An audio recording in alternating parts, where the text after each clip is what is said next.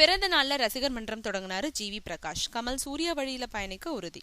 தன்னோட பிறந்த நாள் அன்னைக்கு ரசிகர் நற்பணி மன்றத்தை தொடங்கினாரு இசையமைப்பாளர் ஜிவி பிரகாஷ் குமார். ரசிகர் மன்றம் சார்பில் முதல் நிகழ்ச்சியா அவரோட பிறந்த நாள் விமரிசையா கொண்டாடப்பட்டுச்சு. சென்னை மாவட்ட ரசிகர் மன்றத்தின் மூலமா இந்த நிகழ்ச்சி நடந்தது. இந்த விழாவில் ஜிவி பிரகாஷ் கலந்துகிட்டு ரசிகர்களை நேரில் சந்திச்சு அவங்களோட வாழ்த்துக்களை பெற்றுக்கிட்டாரு. விழாவில் 10 கிலோ கேக் வெட்டப்பட்டது. ரசிகர்கள் அவருக்கு ஆளுயர மாலை, தலைக்கிரீடம், வெள்ளிவால் மற்றும் பரிசு பொருட்களை கொடுத்து தங்களோட மகிழ்ச்சிகளை வெளிப்படுத்தினாங்க.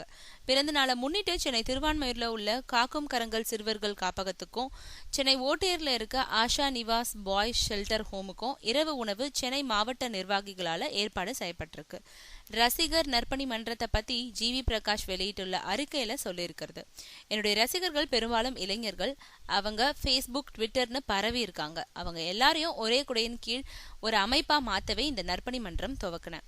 இந்தியாவோட மிகப்பெரிய சக்தி இளைஞர் சக்தின்றத யாரும் மறுக்க முடியாது. இந்த சின்ன வயசுல எனக்காக பேர் புகழ் எல்லாத்தையும் கொடுத்தது இந்த தமிழ் சமூகம். அதுக்கு நான் என்னால முடிஞ்சதை திருப்பி கொடுக்கணும்னு நினைக்கிறேன்.